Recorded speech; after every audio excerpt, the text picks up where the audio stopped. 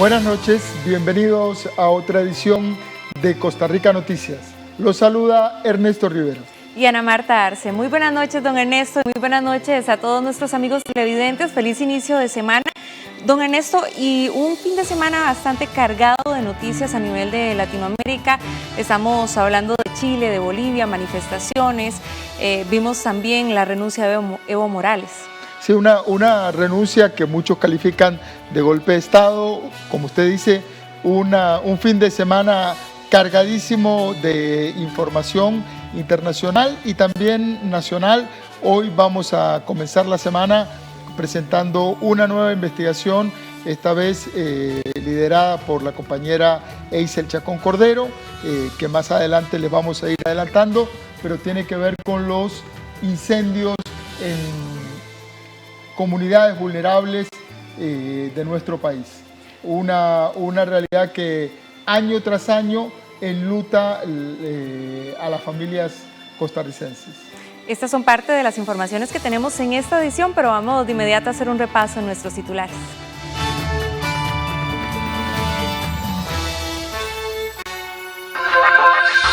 La presión de las cámaras empresariales fue el detonante de la salida de Gonzalo Delgado en la dirigencia de la UCAEP.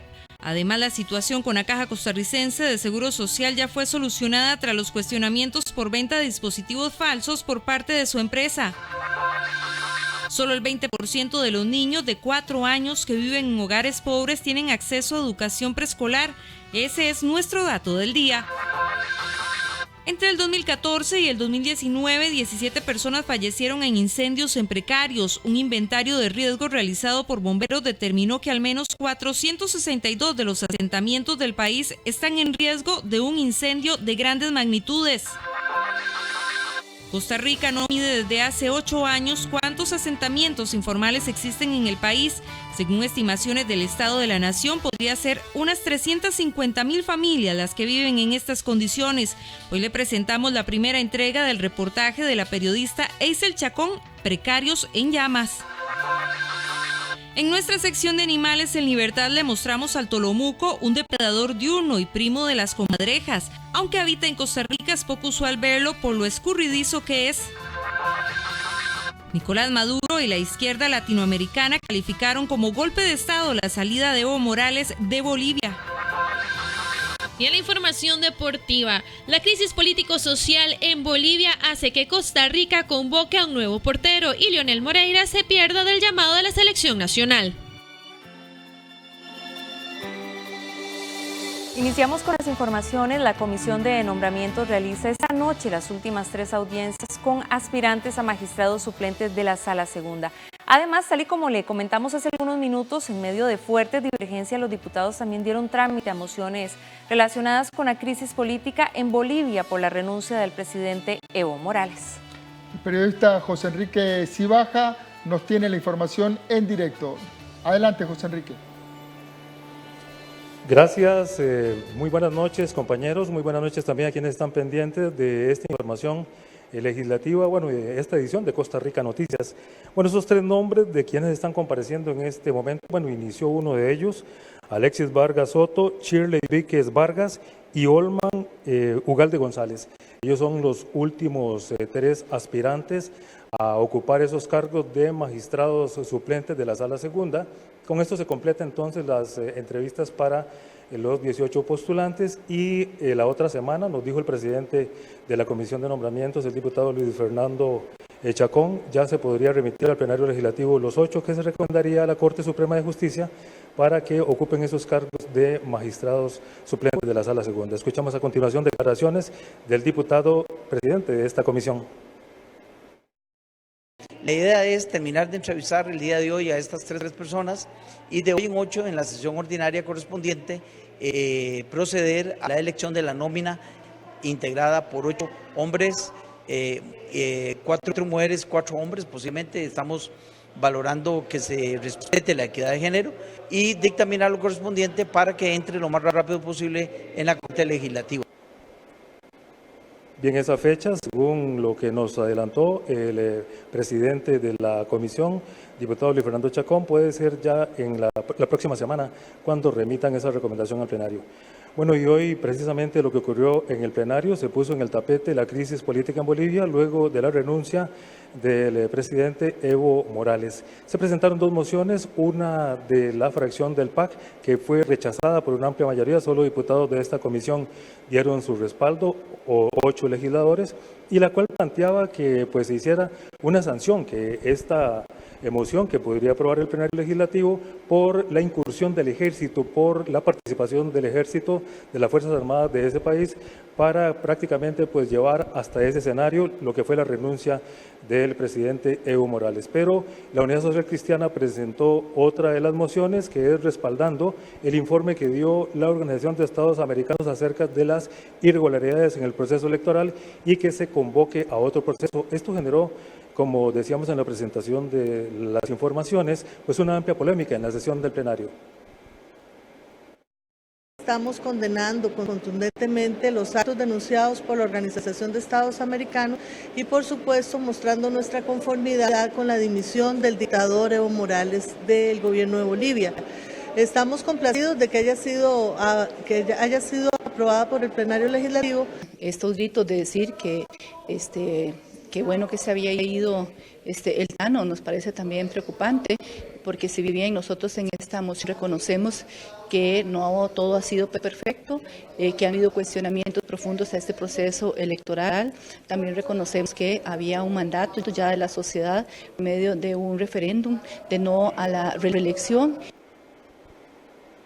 Bien, eso fue lo que ocurrió entonces hoy en el plenario legislativo. La moción aprobada fue la que impulsó la Unidad Social Cristiana, solidarizándose y dando respaldo a ese informe de la Organización de Estados Americanos. Esta moción también hace una instancia al Poder Ejecutivo para que dé acompañamiento para que pues, en ese segundo proceso, ya esa etapa en que vendrá un nuevo proceso interno en el país suramericano, Bolivia.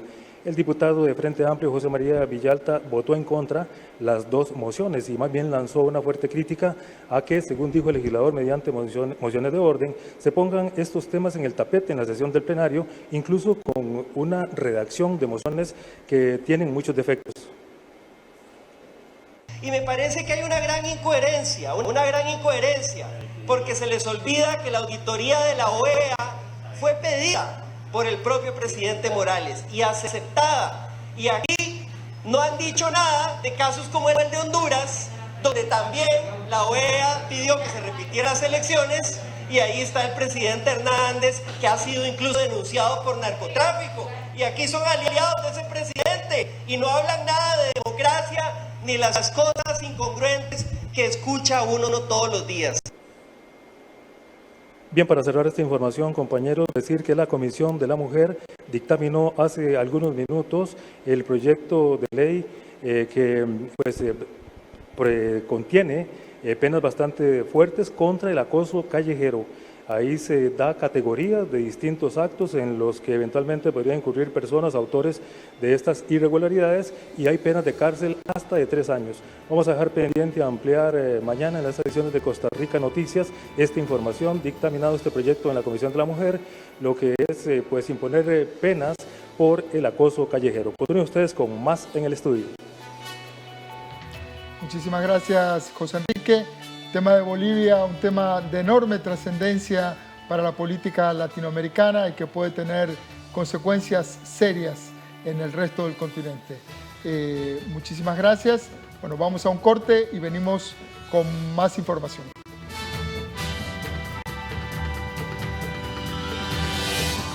Seguimos con más información y es una reforma al Poder Judicial que analiza a la Corte Suprema de Justicia. Pretende que los miembros de los supremos poderes puedan ser juzgados en tribunales ordinarios y no directamente por los magistrados como se hace actualmente.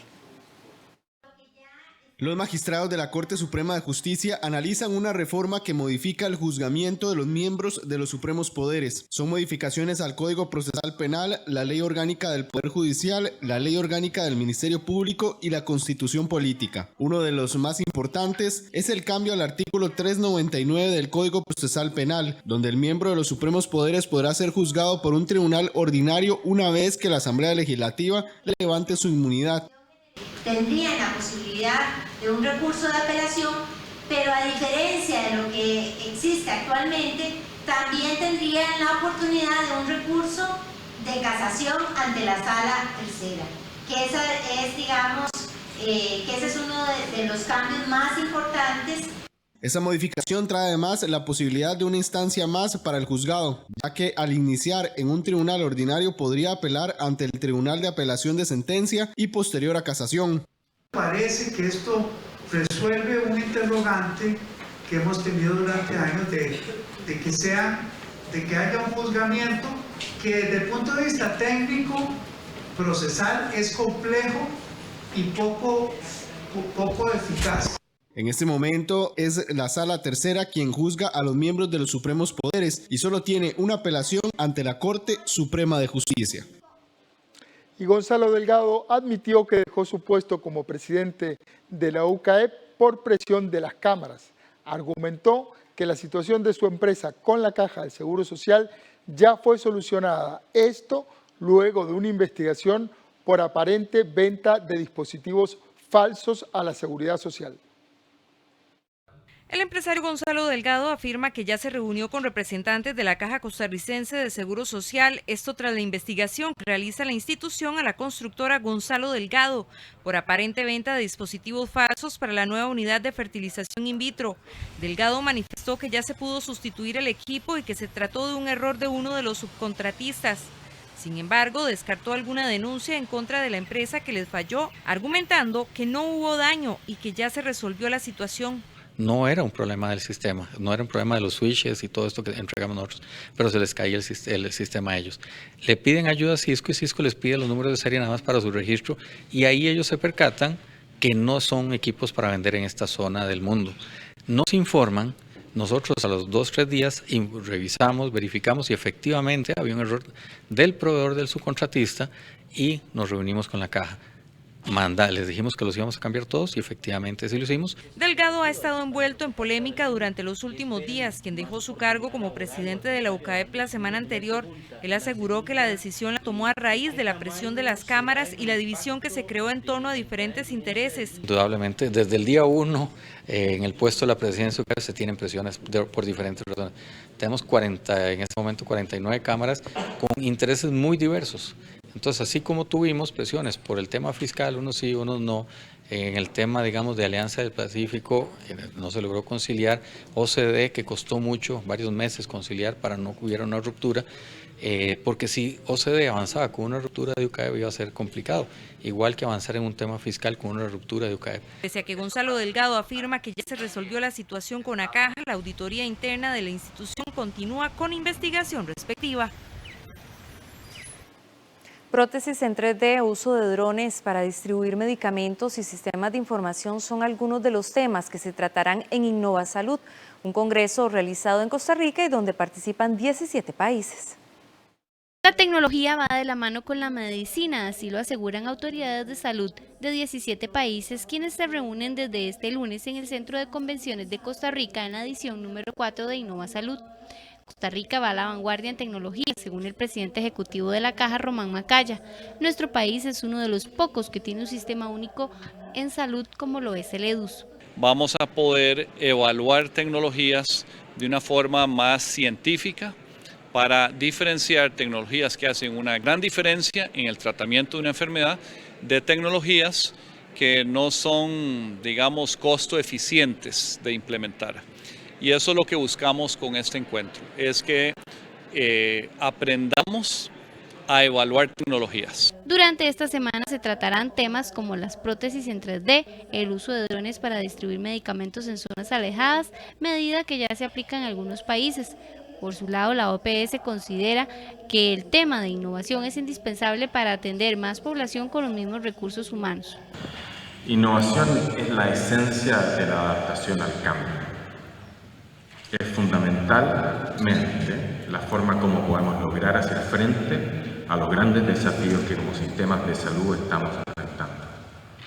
Desafíos que incluyen temas como adaptar nuestros sistemas de salud al cambio del perfil epidemiológico de nuestra población, al aumento de las enfermedades crónicas, al aumento de la complejidad y la multimorbilidad. La evaluación de tecnologías sanitarias consiste en el proceso sistemático de valoración de las prioridades, los efectos y los impactos de la tecnología sanitaria. Además, debe contemplar las dimensiones médicas, sociales, éticas y económicas que tiene como principal objetivo para optar por información para que sea aplicada a la toma de decisiones en el ámbito de la salud. Esto también es parte de Innova Salud.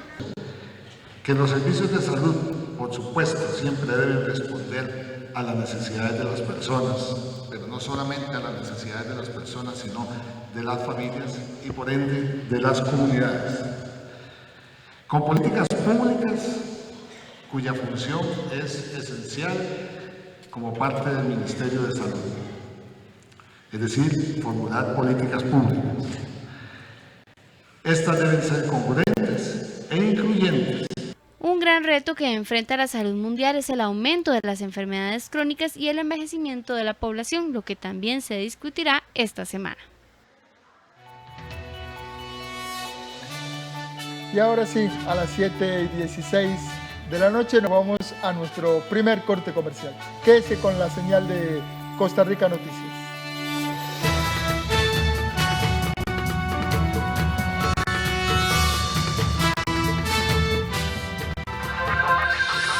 Solo el 20% de los niños de 4 años que viven en hogares pobres tienen acceso a educación preescolar. Ese es nuestro dato del día.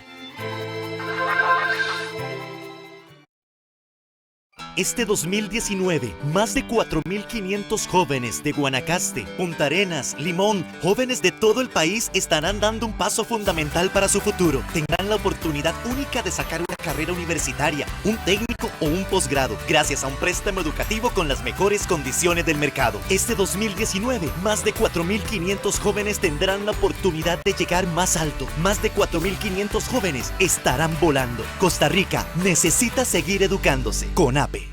Al que roba combustible no le importa nada, no le importa a usted ni el ambiente. El robo de combustible es peligroso, pone en riesgo a las personas y sus bienes. Los daños al poliducto generan fugas y derrames que se filtran a ríos cercanos, contaminando las aguas y los suelos. El combustible y los vapores que se liberan durante un derrame pueden afectar comunidades enteras y ocasionar incluso incendios y explosiones. Al que roba combustible no le importa nada, pero sabemos que a usted sí. Denúncielo.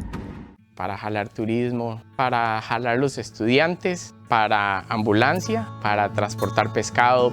Mi nombre es Juan Carlos Medina. Gracias al financiamiento de Banca para el Desarrollo logré construir mi lancha aquí en Isla de Chira. Para apoyar emprendimientos, para fortalecer a la micro y pequeña empresa. Banca para el Desarrollo. Financiamos y apoyamos proyectos con acompañamiento del INA. Contacte nuestros operadores financieros acreditados. Esto es una joya y un crédito. Disponga de dinero al instante con nuestro crédito sobre alhajas. Consúltelo aquí, Banco Popular. Banco de Costa Rica te trae el tipo de cambio. Vamos de inmediato a ver cuál es el valor del dólar para mañana martes. Ahí lo tenemos en pantalla, la compra estará en 579 colones con 76 céntimos, mientras que la venta en 586 colones con 21 céntimos. El tipo de cambio fue presentado gracias al Banco de Costa Rica. Y vamos de inmediato a ver nuestro dato del día de hoy. Es un dato doloroso. Solo el 20% de los niños de 4 años que viven en hogares pobres tiene acceso a educación preescolar, mientras que el 80% de los niños de la misma edad, pero que viven en hogares con mayores ingresos, sí accede a educación preescolar. El dato proviene del informe sobre educación que elabora la Organización para la Cooperación y el Desarrollo Económico, OCDE, y es doloroso porque muestra el abismo que separa las oportunidades de acceder a educación oportuna y de calidad en los distintos estratos sociales del país. La educación preescolar es fundamental para los niños porque funciona como un motor de socialización, estímulo y formación del lenguaje y la comunicación. Precisamente uno de los logros del país fue avanzar en expandir el acceso de los niños a educación preescolar. Entre los años 2000 y 2015, el país logró avanzar desde una cobertura que alcanzaba solo al 7% de los niños a una cobertura del 63% en preescolar. Ahora es necesario nivelar la brecha que separa a los niños de los hogares con menores ingresos en el acceso a educación preescolar. Así es, Ana Marta. Costa Rica ha logrado que se destine un 7.6% del Producto Interno Bruto a educación. Y en este rubro, el país está muy por encima del promedio de países que integran la OCDE, que solo destinan el 5.6% de su Producto Interno Bruto a la educación. Sin embargo, los expertos internacionales cuestionan los rendimientos reales que el país logra con esa fuerte inversión. En las pruebas internacionales que miden el rendimiento de los estudiantes en matemáticas, ciencia y lecturas, conocidas como pruebas PISA, Costa Rica obtuvo una proporción muy alta de resultados bajos.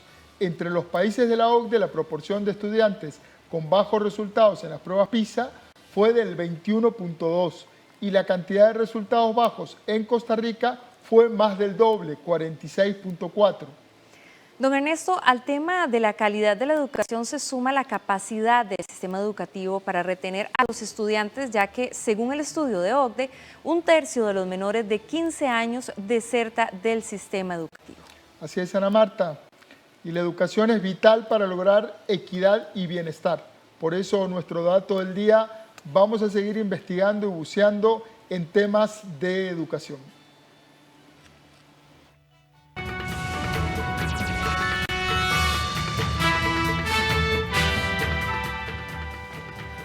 A ser las 7:22, vamos a hacer un repaso por las vías de nuestro país. Ahí las tenemos en pantalla. Específicamente estamos viendo el cruce de San Francisco. Podemos ver que está bastante fluida la vía. Tenemos una visibilidad bastante buena y una condición de rodaje de pavimento seco.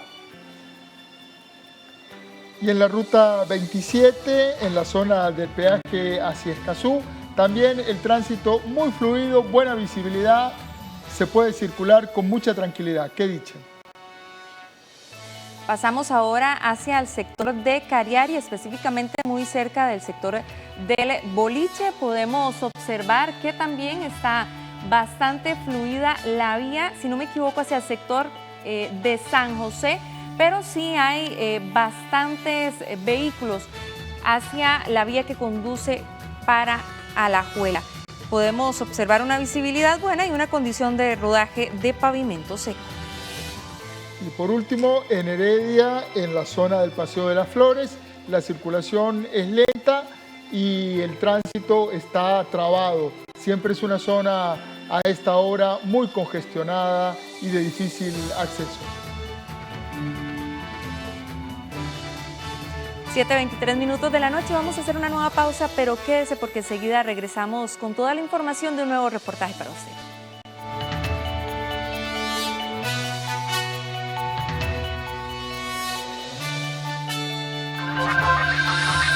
Entre el 2014 y el 2019, 17 personas fallecieron en incendios en precarios. Un inventario de riesgo realizado por bomberos determinó que al menos 462 de los asentamientos del país están en riesgo de un incendio de grandes magnitudes.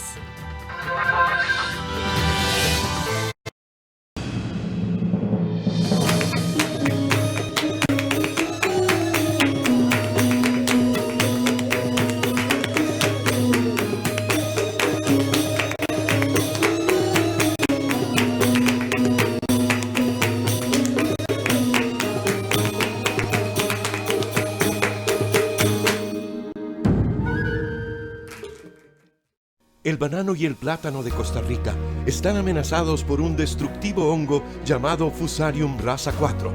Está en Latinoamérica, pero debemos impedir que llegue al país. Si ataca las plantaciones, más de 200,000 familias se verán afectadas. La economía del país, todos. Si viaja a otros países, no traiga plantas, semillas, hojas o souvenirs de fibras vegetales. No visite fincas bananeras. Cuidemos entre todos las fuentes de trabajo. El Banco de Costa Rica le brinda una gran opción para organizar su dinero con los sobres electrónicos en bancobcr.com y en nuestra aplicación BCR Móvil. Los sobres son divisiones dentro de su misma cuenta que le permiten apartar y ordenar mejor su dinero. Separe el pago de los servicios públicos, gastos del hogar, educación, viajes y otros. Ingrese a bancobcr.com o a nuestra aplicación BCR Móvil y utilice ya sus sobres electrónicos. Somos el Banco de Costa Rica. ¿Cuántos valores puedes encontrar en 30 segundos? ¡Vamos a jugar!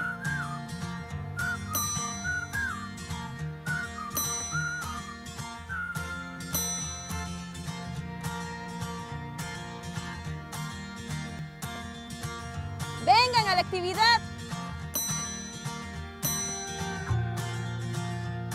Los valores nos unen. Compartilos. Consultas al 1147. Denuncias al 911. PANI. ¿Cómo están? Bienvenidos.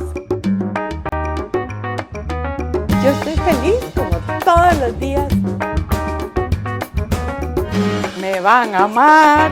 Sin secretos con Doris. Lunes a viernes a las 4:30 de la tarde. Solo por 13.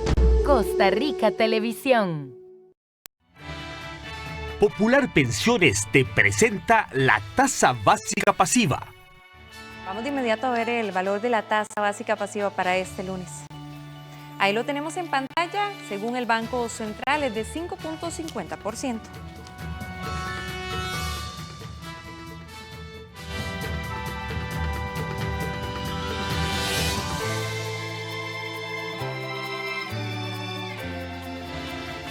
Popular Pensiones te presentó la tasa básica pasiva. Y de inmediato vamos a conocer detalles de la investigación que nuestra compañera Eisel Chacón hizo sobre los incendios en los precarios del país. Un tema recurrente de cada año, una tragedia que ocurre una y otra vez. Buenas noches, Eisel. Buenas noches, don Ernesto. Buenas noches, Ana Marta. Precarios en llamas, así le vamos a llamar a estas 3 entregas de este reportaje que hemos venido desarrollando a las últimas de las 3 semanas. Este reportaje nace a raíz del incendio ocurrido el pasado lunes 16 de septiembre en el barrio El Pochote, al sur de la capital, el cual encendió las alertas de las autoridades y puso en evidencia la vulnerabilidad en la que viven miles de personas en nuestro país. A partir de hoy son 3 entregas. Hoy vamos a hablar de los rostros de estas personas que están involucradas en toda esta problemática que hemos desarrollado a lo largo de esas 3 ediciones. Ahí la idea fue tratar de ir un poquito más allá de la noticia y poder entender las causas, las razones por las que una y otra vez se suceden tragedias con víctimas mortales. Así es, don Ernesto, precisamente es una radiografía en la parte social, en la parte de infraestructura, todo el sistema también del país que no le permite a estas personas salir de estos lugares, pero esto lo veremos después de la pausa. Eisel, y antes de irnos a la pausa, encontró datos muy importantes, datos muy interesantes que si fueran tomados incluso por las mismas instituciones, esto se podría revertir, este gran problema. Así es, Ana Marta, uno de los datos más importantes fue un análisis de riesgo que hizo el Cuerpo de Bomberos sobre las condiciones de riesgo en 462 asentamientos informales. El 100% de estos con condiciones propicias para que se presente un incendio de grandes magnitudes como el que ocurrió el pasado lunes 16 de septiembre en el barrio Pochote.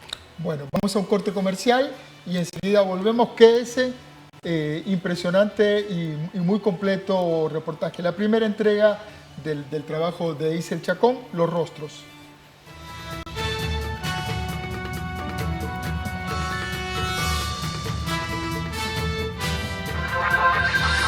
Costa Rica no mide desde hace 8 años cuántos asentamientos informales existen en el país. Según estimaciones del Estado de la Nación, podría ser unas 350,000 familias las que viven en estas condiciones.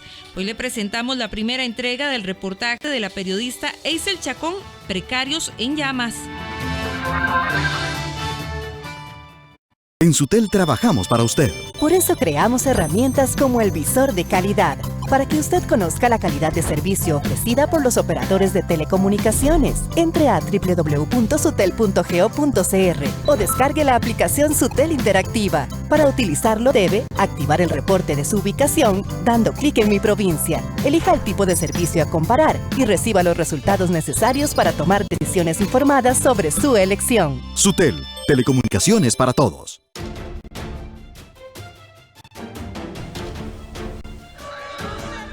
Actualidad. Investigación. Hechos. Contexto. Profundidad.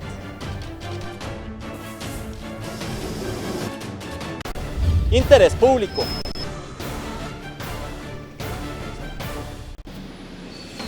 Compromiso.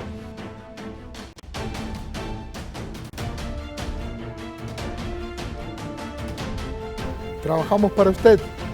Somos la televisión pública de Costa Rica.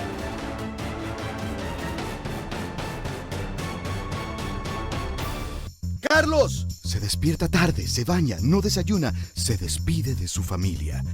Toma las llaves y solamente el casco. Acelera para llegar a su destino, pero lamentablemente fuimos su destino. 6 de cada 10 atenciones en los servicios de emergencias por accidentes de tránsito corresponden a motociclistas. Motociclista que se respeta, cuida su vida y la de los demás.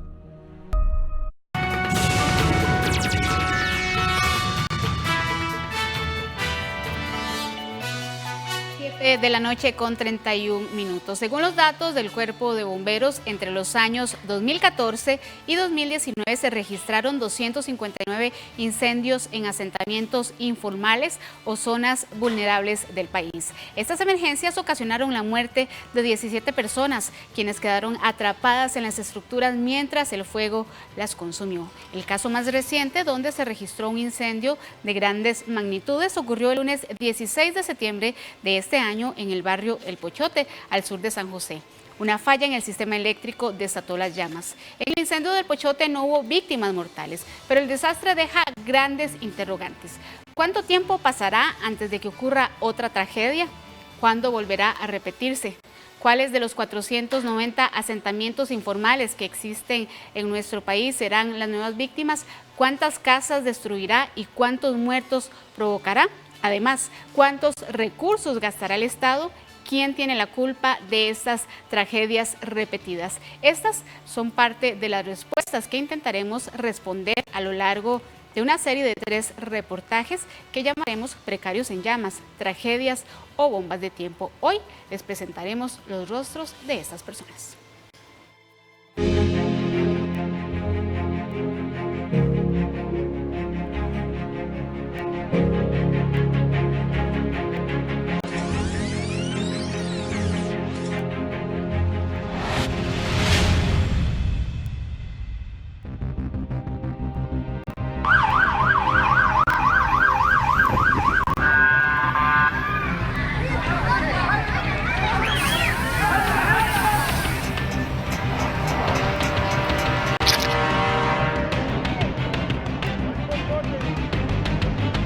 En este momento, esta situación es en vivo, estamos en el Pochote, Barrio Cuba, San José.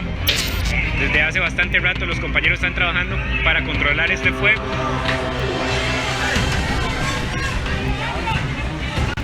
Desde hace bastante rato nos encontramos en Barrio Cuba.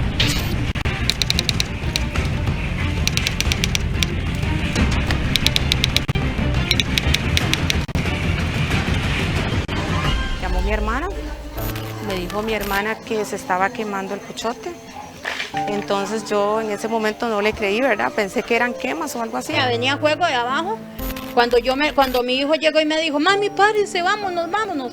Ya estaba eso, ya cuando yo venía para acá, para afuera, ya yo estaba tragando humo. Era un humo negro, espantoso, hasta que ya, se los oscureció el pasadizo. Me llamó mi hermana, por cierto, venía ahí por la Pozuelo casualmente y me dijo mi hermano, está sucediendo algo en el Pochote. Y Yo pensé que era algún pleito o algo así, pero no, me dice, no, se está quemando todo el pochote.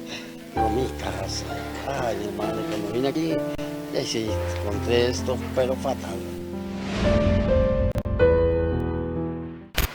Tatiana, Virginia y Abraham representan a 3 de las 62 familias que lo perdieron todo el pasado 16 de septiembre en el incendio del Pochote.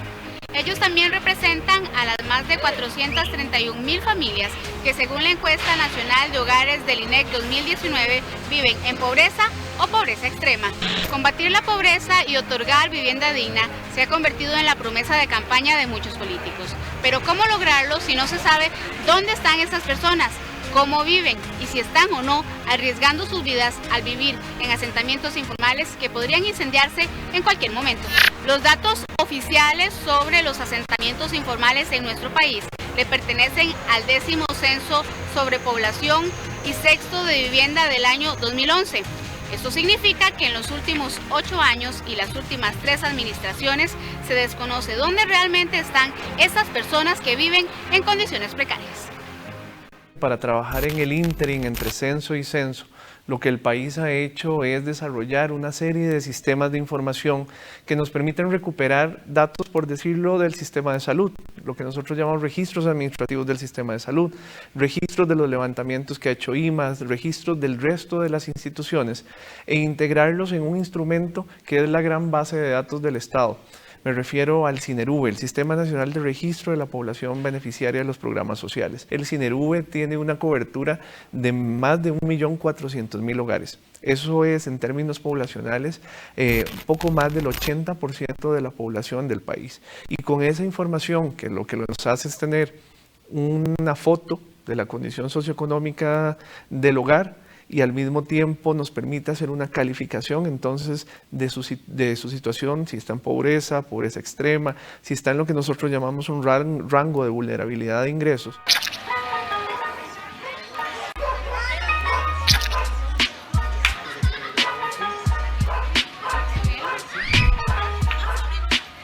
La Carpio es un asentamiento informal que comenzó entre los años 1993 y 1994. Sus habitantes fueron testigos de decenas de incendios a lo largo de los últimos 26 años. Pero los dos que más recuerdan y lamentan son los ocurridos en septiembre del 2017 y abril del 2019. En el primero falleció un niño de apenas 2 años. La emergencia fue provocada por un fósforo con el que su hermano de 5 años jugaba. El segundo caso ocurrió en una cuartería. Ahí fallecieron 7 personas, entre ellas 5 adultos y 2 niños de 2 y 3 años. El fuego fue provocado, pero aún no se determina quién o quiénes fueron los responsables. La investigación aún está abierta.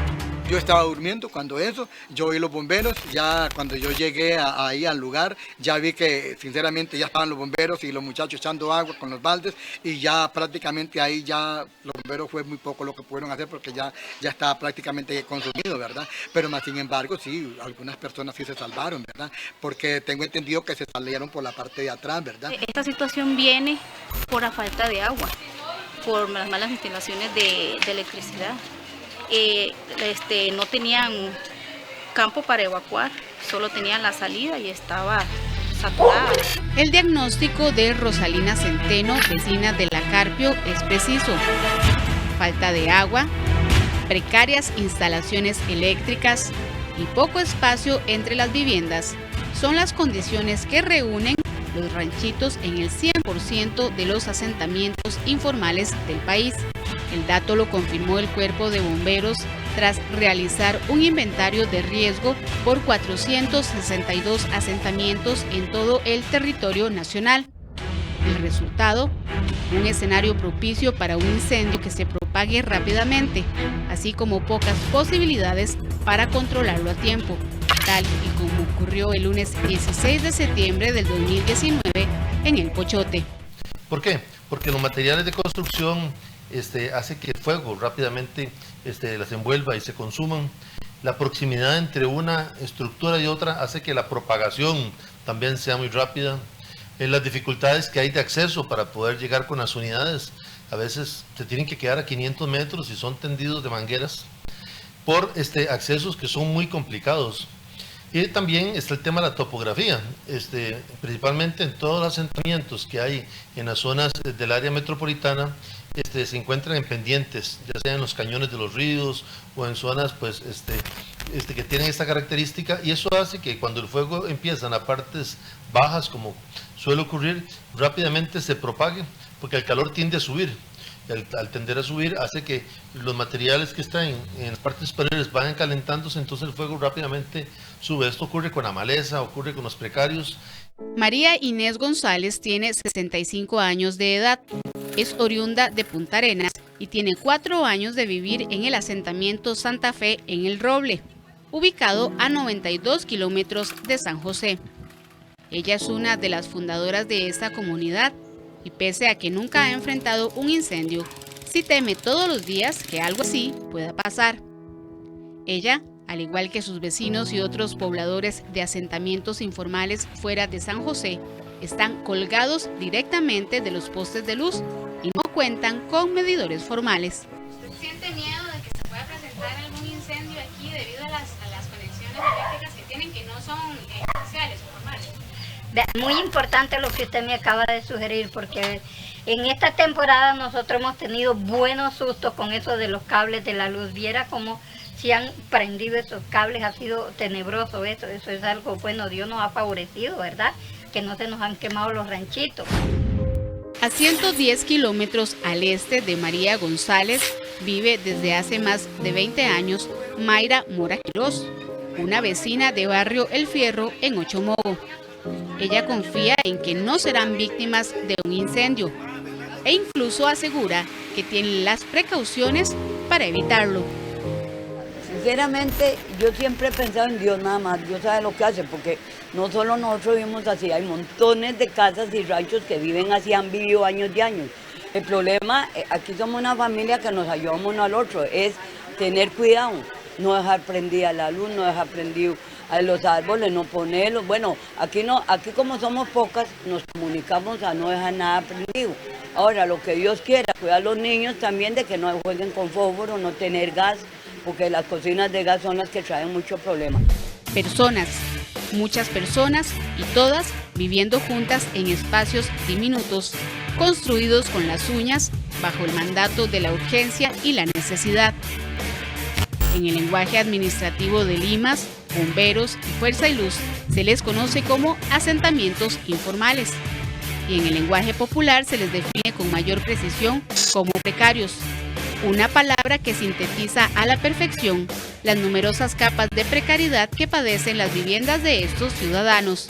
La pobreza y la falta de oportunidades no los deja salir de estos lugares pese a que ya han enfrentado en carne propia la pérdida de sus bienes producto de un incendio. Se me quemó la casa por completo y la par también se quemó por completo. Solo quedamos con los que andábamos puestos y nada más. Si nosotros estamos aquí es porque nosotros necesitamos, ¿verdad? Y si estamos así no es porque quisiéramos. Costa Rica no mide desde hace 8 años cuál es la cantidad de asentamientos que existen en el país ni cuánta gente vive en ellos. Según el último censo de población y vivienda, en el 2011 existían 490 precarios a nivel nacional y allí vivía un 7% de la población, unas 300.000 personas en aquel momento.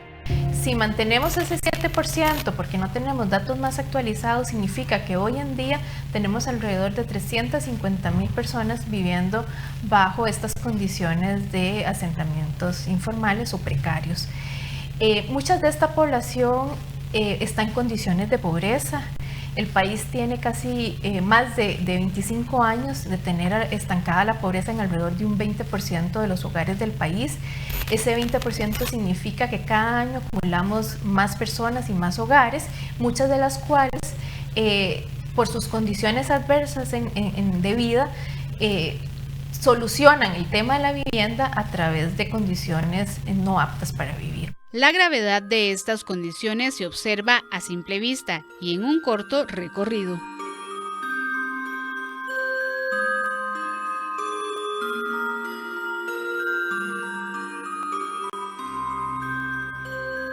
Quienes habitan los precarios son conscientes de ello.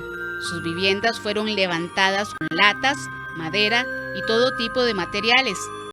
A esto se le une la toma ilegal de energía eléctrica bajo conexiones artesanales y aspectos externos como las cocinas de leña y de gas, que muchas veces han sido los detonantes de las emergencias. Yo diría que el mal estado de todas las viviendas, un estado deplorable, definitivamente mal estado. Esto es lo que está en cualquier momento pidiendo fuego.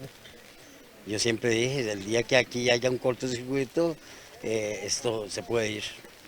Siempre lo pensé, de un cortocircuito y esto se va porque esto está como... Eso era una caja de fósforos, todos los ranchitos que habían eran cajitas de fósforos. Ahí uno tenía que estar así. Huele quemado, entonces ya cada uno, yo corría, huele quemado, entonces yo me tiraba a la casa y la revisaba, porque ya era, como le digo, es una caja de fósforos, no solo lo mío, de todos. El incendio del Pochote, pues, que muy cercano a nuestra ubicación, y yo particularmente, pues prácticamente llegué al mismo tiempo que la primera unidad extintora, es un ejemplo muy característico, muy clásico de los que observamos en la mayoría de los precarios, ¿verdad? El acomodo de todas las viviendas es totalmente aleatorio, ¿verdad? Entonces no hay como que uno pueda tener una orientación de calles que lo crucen, sino que son un verdadero laberinto. El fuego inicia en una de las casas que está cerca del río y ahí prácticamente las casas van como en gradas hasta arriba y el fuego pues avanza en varios puntos, en varias direcciones. A nuestra llegada ya se habían consumido unas 10 viviendas.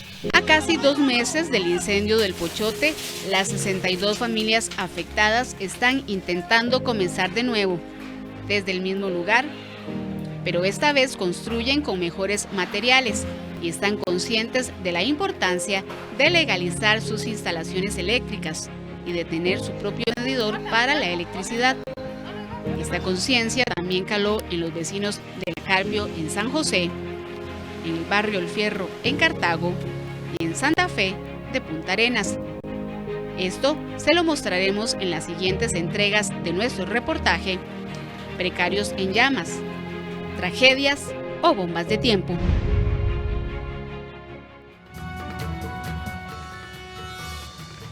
Una realidad muy dura en la que viven miles de familias en nuestro país. Una realidad que además le toca paliar y combatir al Estado costarricense. Eisel, ¿qué más vamos a ver en estos reportajes, en estas 3 entregas del reportaje? Mañana, don Ernesto, Ana Marta y amigos televidentes, vamos a conocer estas historias que hoy le mostramos, que hoy le presentamos. Curiosamente, cuando nosotros fuimos a hacer el reportaje, pensábamos que estas personas estaban satisfechas viviendo en la informalidad, en la precariedad, desde el entendido de que no tenían que pagar un recibo de electricidad o un recibo de agua. Sin embargo, esta hipótesis fue totalmente cambiada a la hora que hicimos el reporteo de este reportaje, debido a que lo que ocurrió el 16 de septiembre en el Pochote sí levantó las alertas y también la preocupación de los vecinos de estos asentamientos informales. Ellos quieren vivir tranquilos, ellos quieren estar en su espacio, tener agua potable, tener instalaciones eléctricas, pagar sus servicios eléctricos. Sin embargo, aseguran que tienen o sufren abandono por parte de las instituciones. Eso es lo que veremos mañana en nuestra segunda entrega de Precarios en Llamas. Es un dato muy importante que ahora veíamos a lo largo del reportaje, es que desde hace 8 años no se tiene un estudio de los asentamientos. Algo que uno plantea realmente aquí es cómo se va a tener una idea clara de dónde están las personas en pobreza extrema para poder ayudarles, o sea, cómo el Limas va a poder hacer esto si no tiene claro dónde se encuentra. Así es, Ana Marta. Don Juan Luis Bermúdez, el presidente ejecutivo de Limas, nos comentaba también en la entrevista que le hicimos que ellos tienen un monitoreo con un sistema llamado Cinerube, en el que ellos hacen un mapeo de cuáles son los sectores donde hay personas en estado de vulnerabilidad también y de precariedad. Ellos, a raíz de estos datos, es cuando ellos toman las decisiones, pero también todos estos detalles se los vamos a mostrar mañana en la segunda entrega. Una historia que tiene que ver con los datos, con los esfuerzos y también con los prejuicios, lo que usted mencionaba antes, Eisel. Así es. Bueno, quédese con nosotros, nos vamos a un nuevo corte comercial y enseguida volvemos con más información.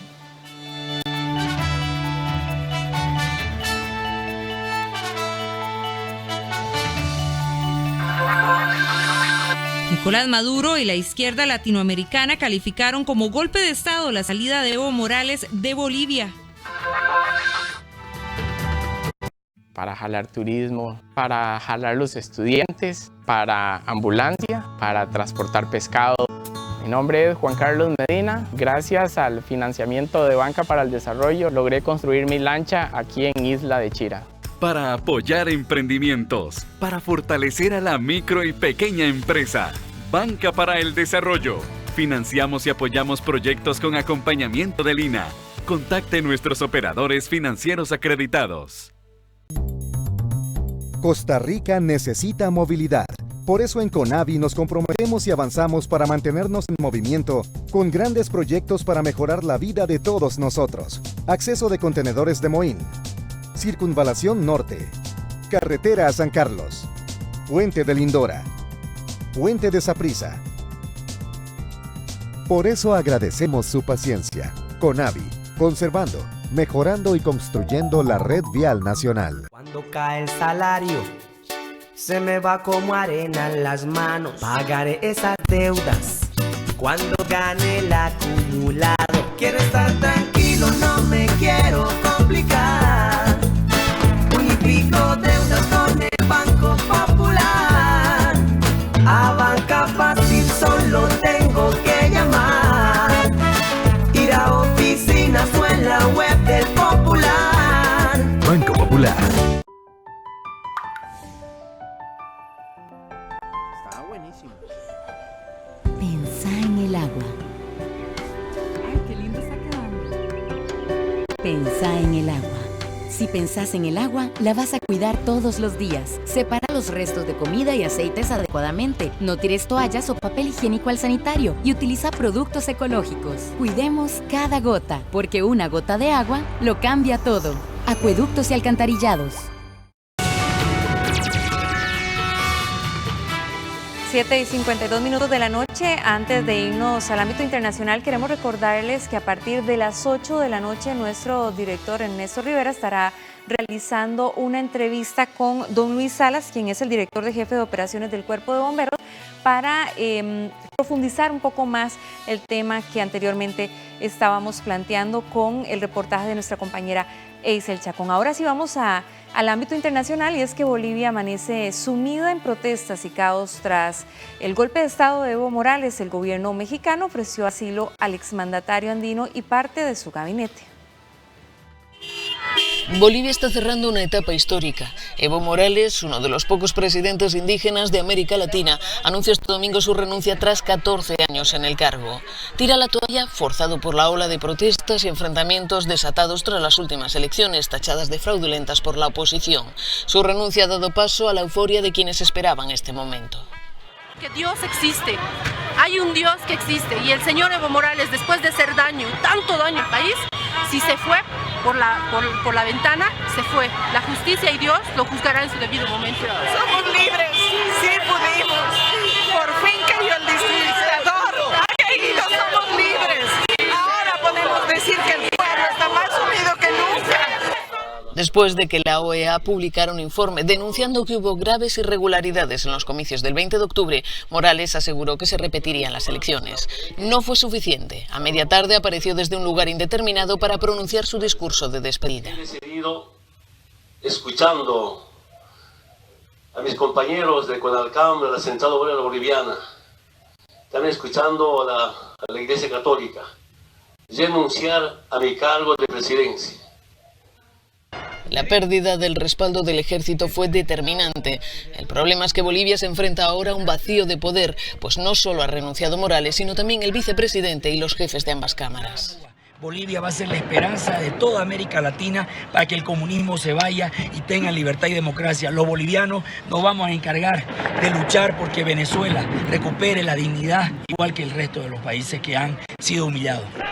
La policía boliviana ha negado que exista una orden de detención contra Evo Morales, como este asegura. La renuncia del presidente no solo ha dado paso a celebraciones, también ha desatado una ola de vandalismo, con saqueos, incendios y ataques a casas de opositores y oficialistas, incluida la del propio Morales en la ciudad de Cochabamba. Sin nadie al frente del gobierno, las Fuerzas Armadas y policiales parecen ser ahora las únicas autoridades al mando de Bolivia.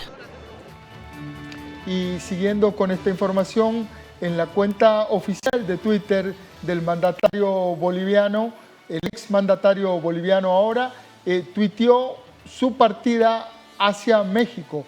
Hermanas y hermanos, dice la cuenta de Evo Morales Aymá, parto rumbo a México, agradecido por el desprendimiento del gobierno de ese pueblo hermano que nos brindó asilo para cuidar nuestra vida. Me duele abandonar el país por razones políticas, pero siempre estaré pendiente. Pronto volveré con más fuerza y energía, es lo que ha colocado el expresidente Evo Morales en su cuenta oficial de Twitter. Bueno, y continuando con este tema o esta noticia, la izquierda latinoamericana y el presidente venezolano Nicolás Maduro califican de golpe de Estado la salida de Evo Morales. La posición del gobierno. Se ha consumado un golpe de Estado contra Evo Morales, ha asegurado el presidente venezolano Nicolás Maduro, quien considera que la vida del exmandatario boliviano corre peligro. Se ha consumado hoy, 10 de noviembre del año 2019, el golpe de Estado contra el presidente líder Evo Morales Aymá. Es un golpe de Estado, no se puede estar con medias tintas a esta hora. Es un golpe de Estado, además, de derecha y fascista. Evo, siempre buena persona, siempre legalista, siempre constitucionalista, siempre buscando el diálogo y la paz, invitó a la OEA. Pero la OEA le mete la puñalada a Evo por la espalda. La OEA que ha avalado todos los golpes de Estado en América Latina durante 100 años. La OEA forma parte de este golpe de Estado contra Evo Morales. Otros mandatarios de la izquierda latinoamericana han calificado de golpe de Estado lo ocurrido en Bolivia, entre ellos los de Nicaragua, Cuba, así como el presidente electo de Argentina, Alberto Fernández, y el expresidente brasileño Lula da Silva. El gobierno mexicano afirma que dará asilo a Evo Morales, así como a los miembros de su ejecutivo, si así lo solicitan. Hacemos una nueva pausa, pero quédese que enseguida regresamos con más información.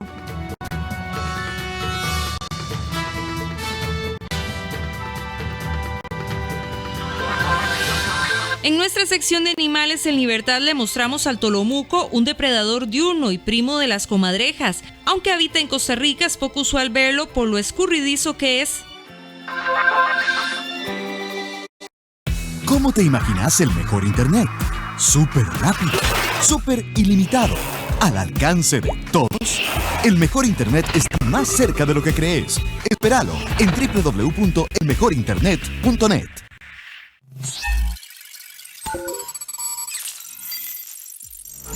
Código 13. Acceso a la tecnología. Miércoles, 9 de la noche. Repetición sábados 11:30 de la mañana. Situación de peligro. Mira, ya llegó el reto. Crucemos rápido por aquí. Entre los autos nunca tenés que pasar, porque por tu estatura te volvés invisible a los conductores. Cruza siempre en las esquinas o zonas peatonales. Mira siempre 3 veces a ambos lados antes de cruzar. Compartí este consejo con tus amigos. ¡Oh no! ¡Otra emergencia! Misión cumplida. Hagámonos visibles y prevengamos accidentes. Un mensaje de Brigada Vial y COSEBI. ¿Cómo celebramos la Navidad en Costa Rica? Muy fácil. Nos reunimos en familia, horneamos galletas de jengibre y hacemos el árbol de Navidad para que Santa nos deje los regalos. No, nada que ver. ¿Quieres celebrar la auténtica Navidad costarricense? Acompáñanos a partir del 23 de noviembre y disfrútalo en vivo por CINAR Costa Rica Medios.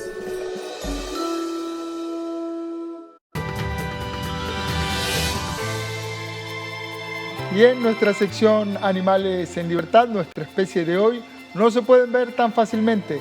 Es muy escurridizo al ser humano, primo de las comadrejas y un depredador diurno. Se trata del tolomuco. Hoy le presentamos al primo de las comadrejas, un depredador diurno muy escurridizo al ser humano y difícil de ver. Hablamos del tolomuco, como popularmente se le conoce en Costa Rica. Otro nombre que se le da a esta ira. Se caracteriza por su estirado cuerpo y su larga y espesa cola. Es de color entre café a negro. Su peso puede variar entre los 4 y 6 kilogramos y puede medir hasta unos 70 centímetros sin contar la cola, que mide cerca de 45 centímetros. La cabeza es ancha y grande con relación al cuerpo y en comparación con otros mamíferos carnívoros que habitan en bosques y zonas de vegetación abundante. Los tolomucos prefieren el bosque tropical siempre verde, pero también pueden habitar los bosques secos por debajo de elevaciones de 1200 metros. Esta especie se encuentra desde el centro de México hasta las regiones tropicales de Sudamérica. Son principalmente diurnos, pero también pueden ser activos en la noche. Buscan alimentos en el suelo o en los árboles, pero no en el agua como lo hacen las nutrias. Son indagadores curiosos y comen una gran variedad de alimentos. Actúan solitarios o en grupos familiares. Además, hacen varios sonidos cuando interactúan unos con otros. Sus camadas pueden ser de hasta 21 crías. Los tolomucos buscan frutas, pequeños vertebrados e invertebrados, así como huevos, lagartijas y carroña. Jóvenes, hoy tenemos en esta sección una especie muy diferente, tolomuco, y aparte de eso una característica muy particular, muy única, el ser tímido. Por eso es que, bueno, en mi caso, yo nunca, sí había escuchado la palabra, había escuchado que existía un animal, pero no lo conocía. Un animal poco conocido, y parte de eso es el cometido de esta sección, presentarle a nuestra fauna y saber que tiene que estar así, en libertad. Son animales y así tienen que estar. Parte de las especies también con las que cuenta nuestro país y nosotros desconocemos, que es lo más bonito. Bueno, vamos a hacer una nueva pausa, pero quédese que enseguida regresamos porque les recordamos que en unos minutos ya nuestro director Ernesto Rivera se prepara para entrevistar a don José Salas, que como le mencionábamos hace algunos minutos es el director de jefe de operaciones del Cuerpo de Bomberos, quien va a profundizar más de este reportaje que empezamos a presentar el día de hoy. Vamos a hacer una pausa y ya regresamos.